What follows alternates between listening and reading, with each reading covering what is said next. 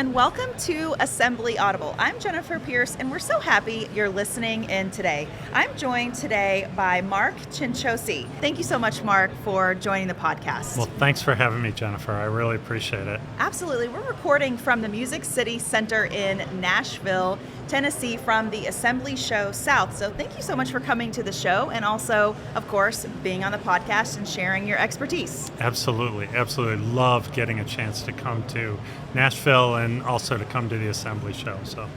So tell me about your work with Wauseon Machine and the company in general. What does the company do and how do you help manufacturers? So Wauseon is a systems integrator, robotics integrator for a lot of applications like high-speed assembly applications, bending applications, machine tending applications, and in general, just automation type applications. We help customers that are dealing with productivity struggles.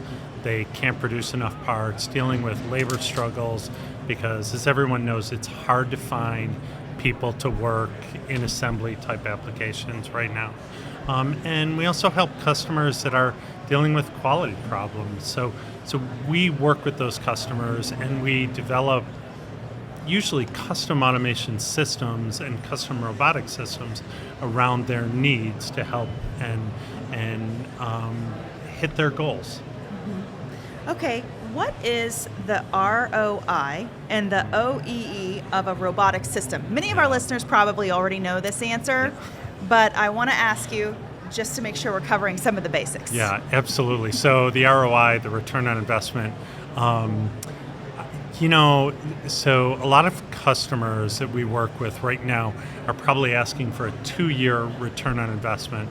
So they'll invest whatever, $750,000 in an automation system. They want to see a return within 2 years. So it's a very tight window right now, I feel like. And I feel like that's driven partly from shareholders, partly from product life expectancy. So we see products come on the market and disappear in less than 5 years. So they know that if they're going to invest in a product development or a product assembly or a product manufacturing, that in 2 or 3 years, they might not be making that same product anymore. So that's the ROI side. The OEE side, is the efficiency of the machine. So the uptime of the machine, and a lot of customers, this is kind of a secondary requirement because not only did they invest in the robotic or the automation system, but they also want to know that the system's going to stay up and running. So They look for an OEE percentage of maybe 85%, which is considered world class. So 85% of the time, that machine is running and it's manufacturing parts or producing parts or what have you. So customers will ask for both. Okay. Are these the number one considerations for companies when buying robotic or automation systems? I want to say yes, but I feel like there are other things that are at play. Even if you see a return on investment of 2 years, sometimes if you cross that $1 million investment line, people in the C-suite start to get nervous and they don't want to spend that amount of money.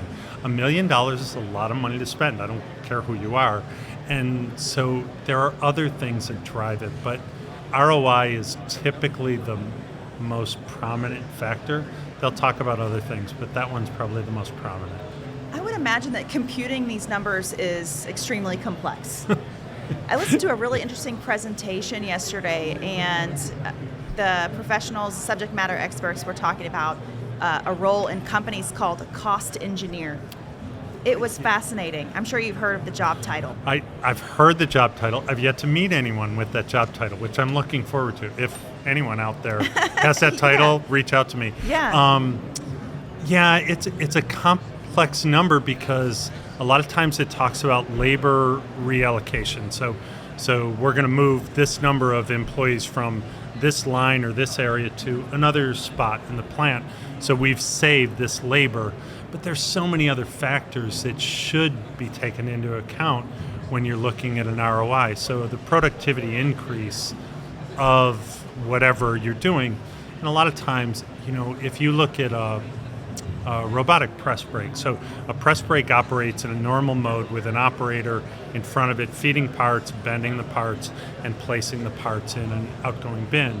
If you put a robot in front of that same press brake, a lot of times you'll see a productivity increase of 25 to 35%.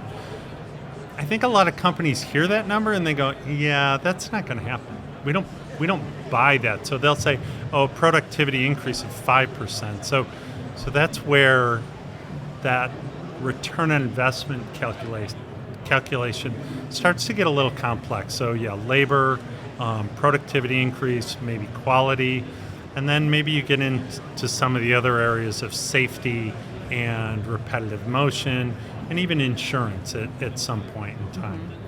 So what are some of the ways to justify investment in automation? Is this still a topic of conversation, or are most people just jumping on board completely? I think, that's such a great question. When I walk into a customer and I want to talk to them, I really want to talk about how they're going to justify it first. But usually they want to talk about what they want to happen first.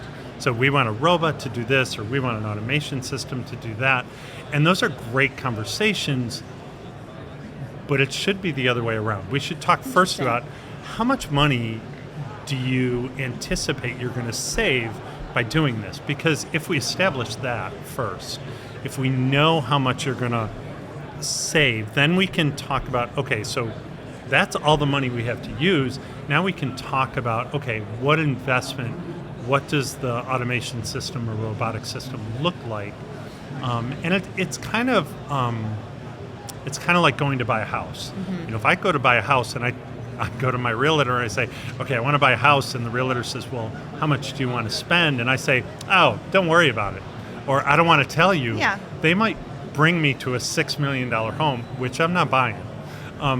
So that's important when we start talking about how do we start to justify the system. So I think a lot of times I want to talk about how are you going to justify it internally. So. Interesting. So what are some of the benefits of automation that people don't usually consider outside of operator replacement? And by operator replacement, does that mean literally that the machine is going to end up doing the job that an operator once did? Okay, so all right, so I'm going to be a pain. No, don't be a pain, please. I don't want to say operator replacement because I have to be honest. In most of the applications I've worked on, and I've been doing it a long time, the operator's not replaced. The operator is reallocated or moved to a different part of the plant, or moved from a very strenuous or very difficult situation to a much more manageable type application. I've got a customer that an operator moves 55-pound bags day in and day out for 10 hours a day, it's not feasible. all the time. Yeah, no, it's not a long-term situation for the operator. So the customer I'm working with, they want to put a robot there, and they're going to put that operator in a location in the plant where his or her life, well, it's always, in this case, it is always a guy. Their life is going to be better going forward at that company. So no, I don't want to talk about it as a replacement, but it's a reallocation for that employee. Okay. So that's one way to justify it. But some of the other creative ways, again, productivity, but there's a lot of repetitive motion type applications where the employee is hurting themselves over time, and so you want to eliminate that. The other situation that comes into play, because we do before assembly and in a lot of the applications, we're doing inspection of the parts. Well, we find that there are manufacturing applications where companies are putting parts together and then they test the final assembly and they find out, okay, something was wrong, and if we would have noticed it way up line, we could have saved a lot of money and a lot of time. So we see quality improvement and a reduction in manufacturing product that gets thrown away. So those are some of the other ways.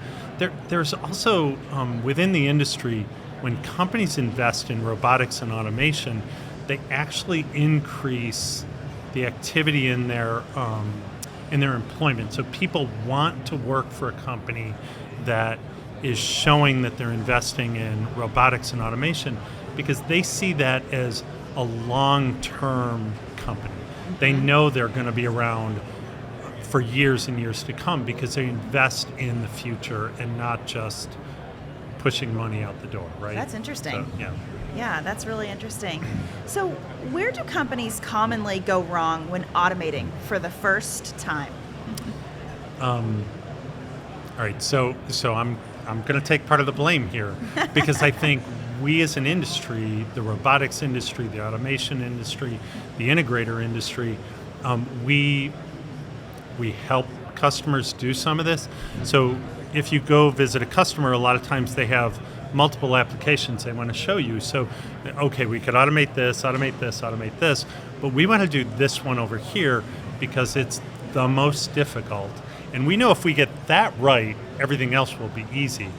And we let customers lead us down that path. And the truth is, maybe this is just my opinion, if you did the simple one first, you learn so much about yourself, you learn so much about the organization, you learn so much about your partners, and you learn so much about the automation system, the robotics system, that now it allows you to move to more difficult applications with that knowledge. The other thing that happens is, from an upper management standpoint, okay, you invested, $100,000 or $200,000, and look, we got a return on investment. It was successful. Right. So management is more likely to say, okay, let's move to something more difficult.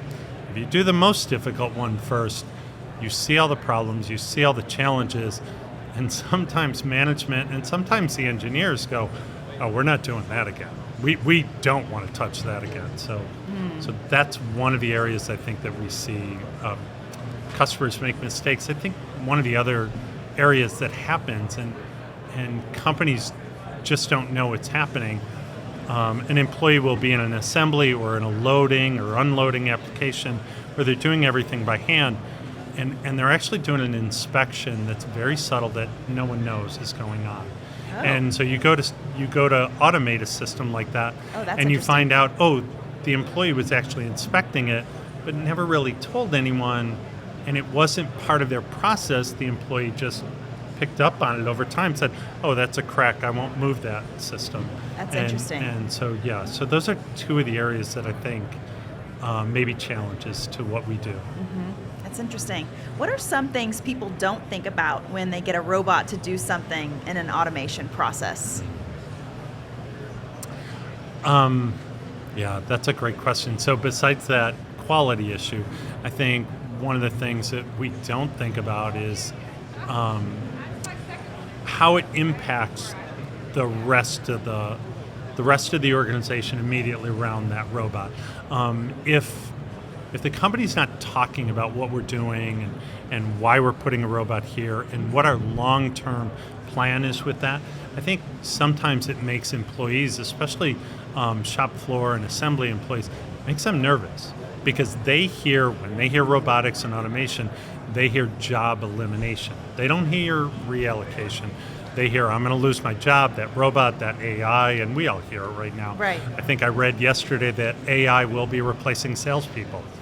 Okay, I'm out, but right. It's okay. It's going to take a little while. So I think that's one of the areas I think that people don't recognize what happens right around the robot. Yeah. So. I mean, I think that for the most part, companies and fellow human beings, we still like people. We do. We do. It's like, maybe AI could replace a salesperson, but I still enjoy talking to people. Yeah, same here. Some people do. I will not do drive-thrus. I will go inside, even at the bank. So yeah. So do you have any closing tips for manufacturers considering investing in or developing custom automated systems? Yeah, I'm sure you do. I do. I think one of the things that I like to see companies do when they're going to move down an automation project or idea is they share everything with the entire company. They get everyone on board. Right. So not just those guys in the C-suite or not just the executive level people, but everyone from C-suite down to executive, down to engineers, down to the people on the shop floor, because when you have everyone on board, it makes the whole process go smoother. Yeah. Well, it kind of makes me think, because I was going to ask you this, at any point in the process, are there certain key players that get overlooked or aren't included in the decision making that should be? You know, that it's like, I feel like a lot of times in situations like this, it's like the quietest person in the room knows all the answers or something like that. Yeah, and I think one of the things that I do, and I've learned to do this, and it happened because of the operator that was seeing the crack in an application. Well, I will, when I visit a customer and we're on the floor, I'll ask if I can talk to the machine operator. Oh, interesting. Or the assembly line operator, and just talk to them about what they're doing, what they see, what are their challenges, what are they missing, because they understand things that management and engineering and process engineering don't see and don't understand. They understand that the material flows better this way or this happens. And so I do think that those employees are overlooked. And those employees understand, machines. They've worked on this machine, or they've worked to assemble these parts for years. And they understand things about it that an engineer in a drawing don't see. So yeah, those quiet people in the corner, they know stuff. Yeah, for sure. Are there any other tips that you'd like to share before we close today for manufacturers looking to automate? Oh, and by the way, I didn't mean to cut you off, but I did notice too that your hashtag on LinkedIn is interesting. Maybe we can close with that after we finish this conversation. Definitely. We'll close with that. I think the other thing, and I go back and talk about sharing your budget with your partner companies, your integration partners, whoever it is. Share your budget so that they understand, okay, you're not looking for a Maserati, you're looking for, a Chevy or what have you, so that they can help you.